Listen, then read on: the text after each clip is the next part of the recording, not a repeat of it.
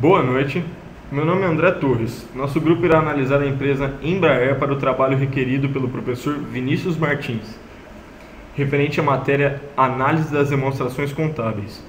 O nosso grupo é composto pelos seguintes alunos: André Torres, Guilherme Faz, Kleber Nomura, Ricardo Iude e Silvio Roncolato.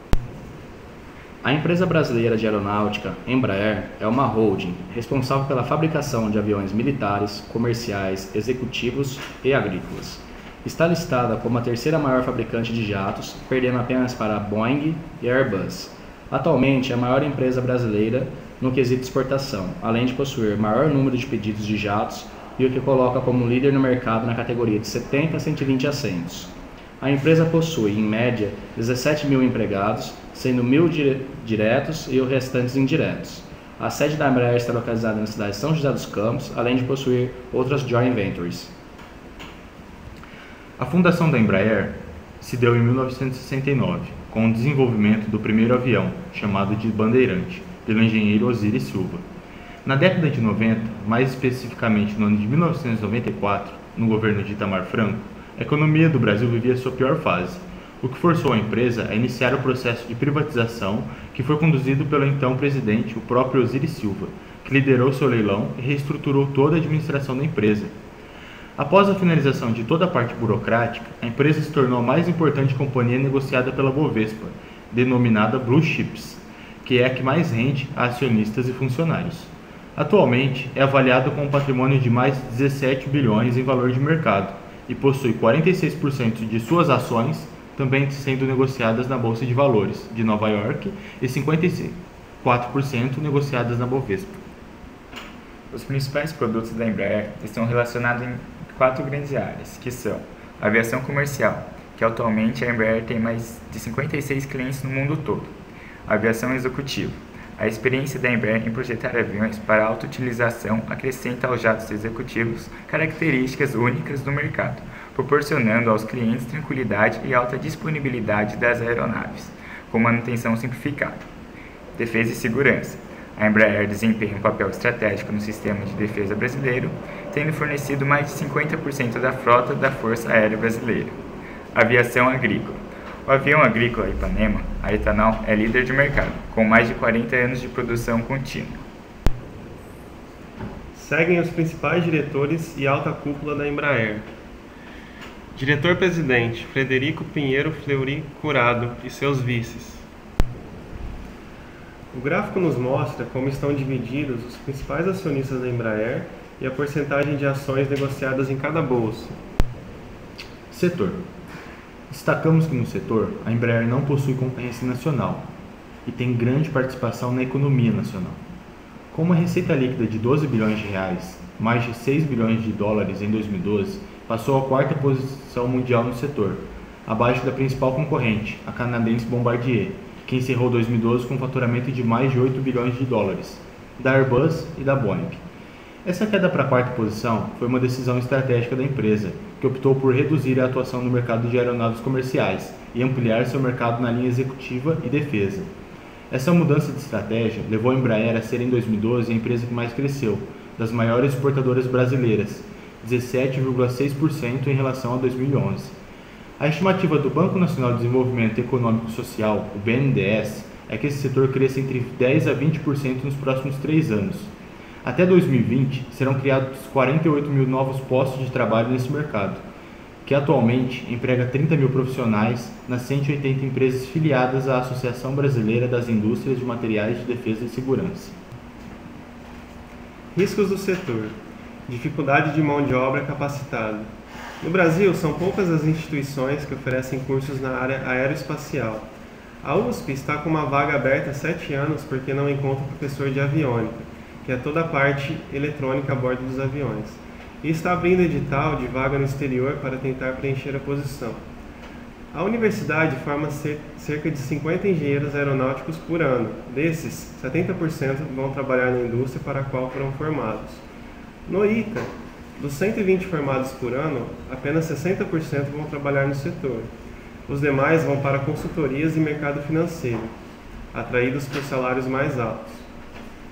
As empresas fabricantes no setor aeronáutico vivem um grande dilema: terceirizar pouco e a empresa correr o risco de perder vantagens de preços que podem resultar da utilização de fornecedores competitivos do mundo todo, ou terceirizar demais, ou equivocadamente.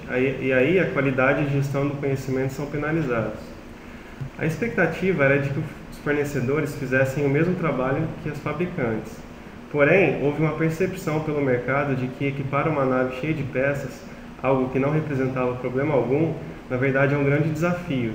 Cabe à empresa escolher a melhor tomada de decisão e quais setores e peças terceirizar ou não. Riscos e investir em novos segmentos. O setor não favorece a mudança e investimentos em novos segmentos. A área é complexa e demanda grande estudo e planejamento para investir, e os valores são sempre muito altos. Uma investida errada pode comprometer o resultado da empresa no ano. A Embraer, por exemplo, investiu 2 bilhões no desenvolvimento de aeronaves com o propósito de transporte de tropas e materiais, como o avião reabastecedor em voo. Esse investimento está sendo feito em um mercado restrito, que está encolhendo e possui baixa demanda. Outros riscos pertinentes à empresa são as taxas de câmbio, que podem variar desfavoravelmente. Assim sendo, a Embraer faz uso de hedge para amenizar o risco de suas operações expostas a câmbio. Dentre algumas notícias, destacamos Reuters, 31 de outubro de 2013. A Embraer, quarta maior fabricante de aviões civis do mundo, divulgou resultados abaixo do esperado pelo mercado no terceiro trimestre, com menor entrega de aviões comerciais, mas reafirmou suas metas para o ano, acreditando em um forte quarto trimestre. Os números operacionais da empresa levantaram dúvidas sobre o possível alcance das metas de entregas e de lucro operacional, mas segundo o vice-presidente financeiro do fabricante, José Felipe, os dados foram prejudicados pelo adiamento de entregas do terceiro para o quarto trimestre. Segundo ele, algumas entregas, tanto na aviação comercial como a executiva, foram adiados para o quarto trimestre, portanto, estão com os números do terceiro trimestre um pouco abaixo do que esperavam por conta desses adiamentos. Com esses números e as expectativas, confirmam ainda uma manutenção da projeção, obviamente na faixa mínima desse valor. Relatório da administração. Em 2011, a empresa apresentou um bom desempenho de vendas em suas 3 áreas de negócios. A venda de 124 E-Jets, a frota de aviões Phenom atingiu 300 unidades e houveram importantes aquisições e participações societárias. Perspectivas. Em 2012, a Embraer prosseguirá em seu caminho de crescimento, investindo e busca pela excelência, centrado em seus valores empresariais e consolidando as bases para a sua perpetuidade. Em 2012, houve aumento de receita e rentabilidade em relação a 2011. Atingiu ou superou todas as expectativas. Receita líquida de 12 bilhões, 24% de crescimento em relação a 2011. A aviação comercial manteve a liderança no segmento de jatos até 120 assentos. A aviação executiva cresceu 14% para quase 15% no total de unidades entregues. No setor de defesa e segurança, a receita foi de 44%. As perspectivas: tivemos projeções para 2013, uma gradual recuperação da economia internacional e um avanço moderado no mercado aeroespacial. Diante de tal cenário, o desafio da Embraer é dar sequência no seu processo de crescimento, expansão global e aumento de competitividade, através da contínua busca pela excelência empresarial. Relatório dos Auditores Independentes, 2011, segundo a Price. ênfase. Conforme descrito na nota explicativa 2.1, as demonstrações financeiras individuais foram elaboradas de acordo com as práticas contábeis adotadas no Brasil. No caso da Embraer, essas práticas diferem do IFRS, aplicável às demonstrações financeiras separadas, somente no que se refere à avaliação dos investimentos em controladas, coligadas e controladas em conjunto, pelo método de equivalência patrimonial, enquanto que para fins de IFRS seria custo ou valor justo. Nossa opinião não está ressalvada em função desse assunto. 2012. ênfase. Tendo em vista o mesmo referencial teórico, a análise demonstrou a mesma expectativa de não ressalvas para as demonstrações financeiras da Embraer, porém analisadas por outra auditoria, a KPMG. Outros assuntos. A auditoria dos valores correspondentes ao exercício anterior. Os valores correspondentes aos exercícios findos em 31 de dezembro de 2011 e 2010, apresentados para fins de comparação, foram anteriormente auditados por outros auditores independentes, que que emitiram um relatório datado de 16 de março de 2012, que não conteve nenhuma modificação. Demonstrativo do valor adicionado. O DVA tem por finalidade evidenciar a riqueza gerada pela Embraer e sua distribuição aos segmentos da sociedade representados pelos acionistas, empregados, instituições financeiras e governo. Abaixo temos os índices segundo os gráficos. O valor adicionado a distribuir totalizou 4.055 milhões e representou 33% da receita em 2012, enquanto que em 2011 representou 26% de toda a sua receita líquida. Análise vertical do ativo circulante. Podemos ver que caixa e equivalentes de caixa sofrem alterações positivas na medida em que os estoques sofrem alterações negativas. Isso porque, ao diminuir a participação dos estoques no valor do ativo circulante, a participação de caixas e equivalentes de caixas tem um aumento quase proporcional. Com isso, verifica-se que a conversão de estoques em caixas. No caso contrário, o comportamento é menos proporcional, pois o financiamento dos estoques é de longo prazo, além de que a empresa faz muito uso dos adiantamentos de clientes. Análise vertical do ativo não circulante. Existe pouca variação nas demais contas e as que possuem as maiores variações são as contas de outros ativos não circulantes e outras contas a pagar a longo prazo, que se comportam igual a caixas e estoques. Porém, não foi possível verificar a causa da correlação devido às limitações do Economática e à dificuldade de identificação da abertura de contas nas demonstrações do site da própria empresa. Análise vertical do passivo circulante. Existe correlação entre as principais contas de passivo circulante. O destaque fica para o forte aumento da participação da conta de outras obrigações de curto prazo, com uma diminuição proporcional da conta de empréstimos e financiamentos, devido à mudança da forma de captação de recursos da empresa. Vale destacar também o aumento da participação da conta fornecedores de curto prazo, ao final do período analisado. Análise vertical do passivo não circulante. De acordo com as notas explicativas de 2011 e 2012, a empresa emitiu títulos com taxas de juros para fim de financiar suas operações. Isso justifica o aumento da participação de outras obrigações de longo prazo, na medida em que os empréstimos de longo prazo diminuem. Análise vertical do patrimônio líquido. Existe pouca variação na participação das contas, a não ser pelas contas de capital social e outros resultados abrangentes.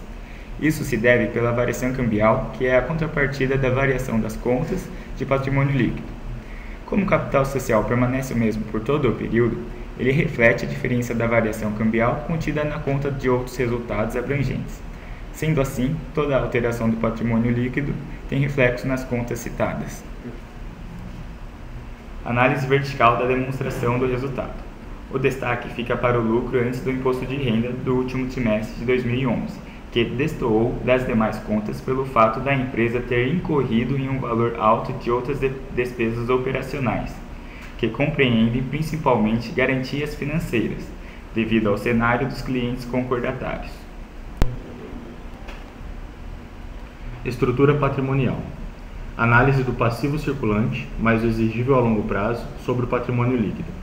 Pode-se verificar o desalavancamento da empresa devido à sua variação cambial no período, o que gerou um reflexo positivo nos ajustes em relação aos meses anteriores, gerando desta forma um aumento acentuado no patrimônio líquido do período. Estrutura patrimonial. Análise do passivo circulante sobre o passivo circulante mais o exigível a longo prazo. Existiu uma alta variação no mesmo período anteriormente citado, devido à variação cambial do período. Estrutura patrimonial. Análise do mobilizado mais intangível mais investimento sobre o patrimônio líquido. Existe um aumento gradativo deste índice, o que significa que os ativos produtivos da empresa estão sendo cada vez menos financiados pelo capital próprio. Sendo assim, destaca-se o período entre setembro de 2012 e dezembro de 2012, em que a proporção passou a ser maior do que 1, o que significa que parte desses ativos está sendo financiada por terceiros, o que pode ser positivo para a empresa, visto que o financiamento de longo prazo no Brasil é um financiamento subsidiado. Porém, como grande parte dos empréstimos da empresa são em dólar, deve-se ficar atento às taxas de juros praticadas. Estrutura patrimonial. Análise do imobilizado mais o intangível mais o investimento sobre o patrimônio líquido mais o exigível a longo prazo. Verifica-se neste gráfico o aumento da aplicação de recursos nesses ativos durante o período.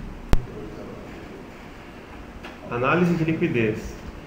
Os índices de liquidez avaliam a capacidade de pagamento da empresa frente às suas obrigações, sendo de grande importância para a administração da continuidade da empresa.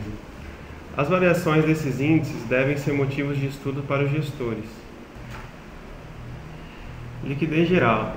A liquidez geral leva em consideração a situação a longo prazo da empresa, incluindo no cálculo os direitos e obrigações a longo prazo. Verifica-se uma forte diminuição neste índice com a redução para um número menor do que 1. Isso pode significar o risco de não cumprimento de suas obrigações de curto e longo prazo, com seus ativos também de curto e longo prazo. Liquidez corrente. A liquidez corrente é calculada a partir da razão entre os direitos de curto prazo e as obrigações de curto prazo da empresa. Este índice manteve-se sempre maior do que 1, mesmo que com variações, o que significa que a empresa consegue honrar seus compromissos de curto prazo com seus ativos de curto prazo. Liquidez seca. Similar à liquidez corrente, a liquidez seca exclui dos cálculos os estoques, por não apresentar a liquidez compatível com o grupo patrimonial onde estão inseridos.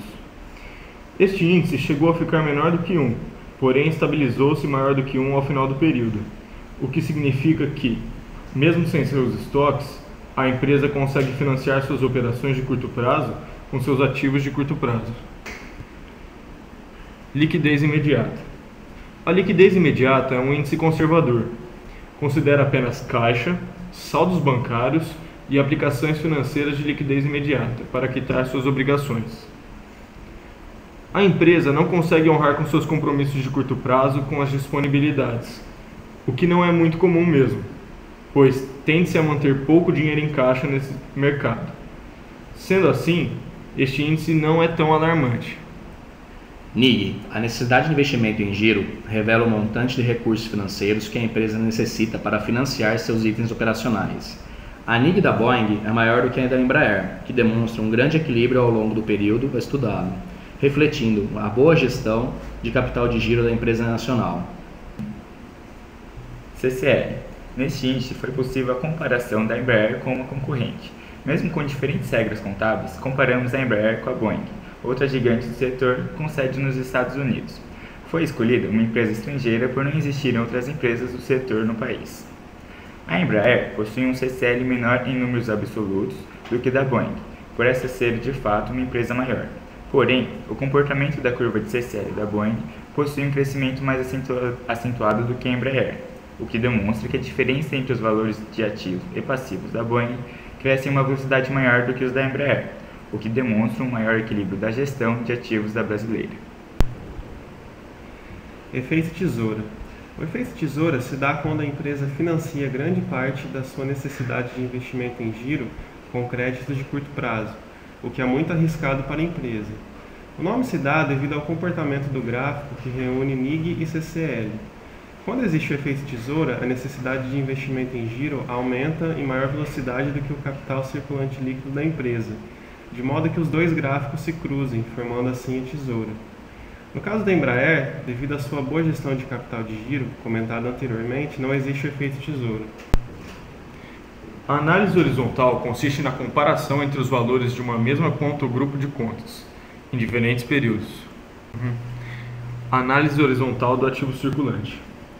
A evolução do ativo circulante durante o período estudado tendeu a se manter próxima a 1, o que evidencia pouca variação na conta devido principalmente à rigidez na gestão da estrutura patrimonial da empresa. Análise horizontal das contas mais relevantes do ativo circulante.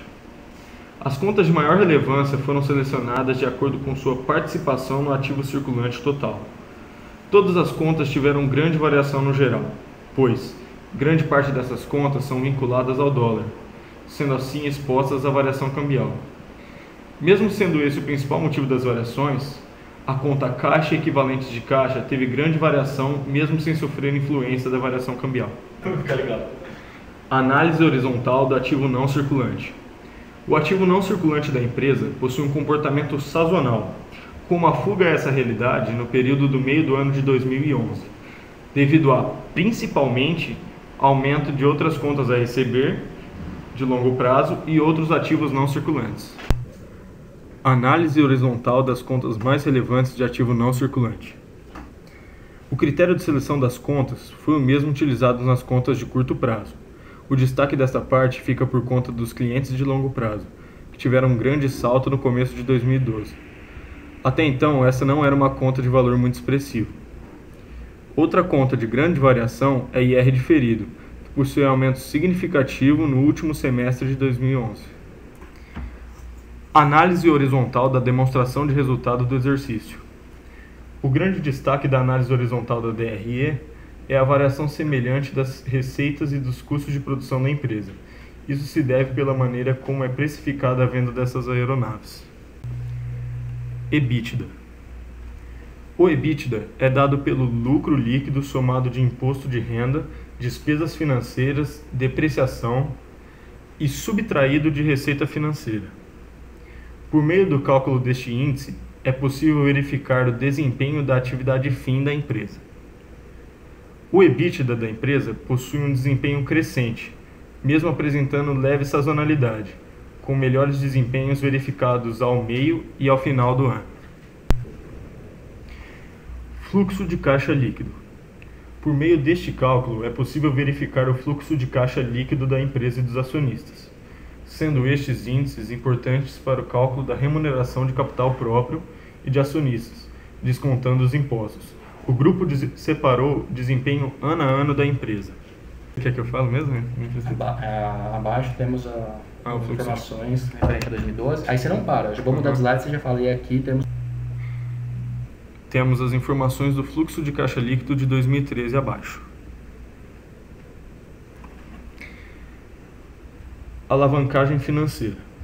A alavancagem financeira permite verificar o quanto o capital de terceiros possibilita aumentar a rentabilidade do capital próprio. Algo que é muito interessante, pois, deste modo, é possível que, com menos capital investido pela empresa, esta possua um maior retorno.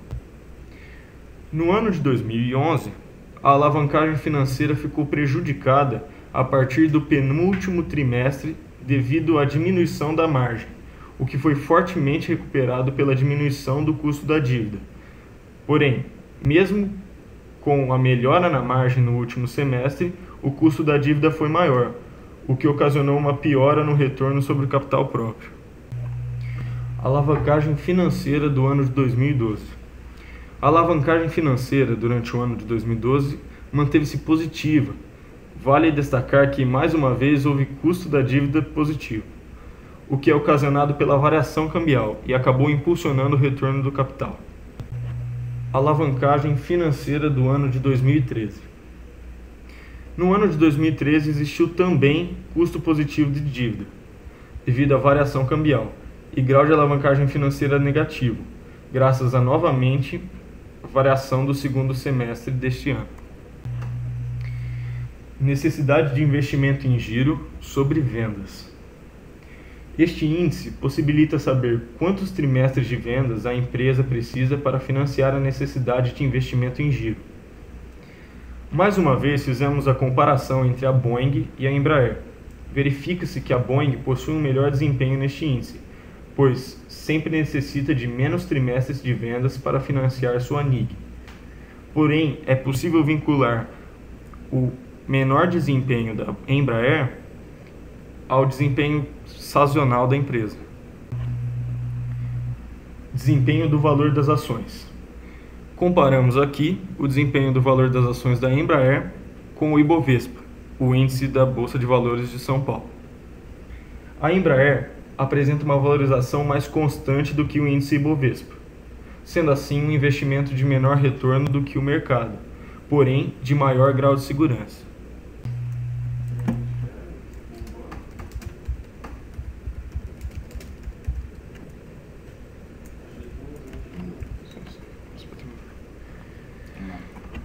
Conclusões finais.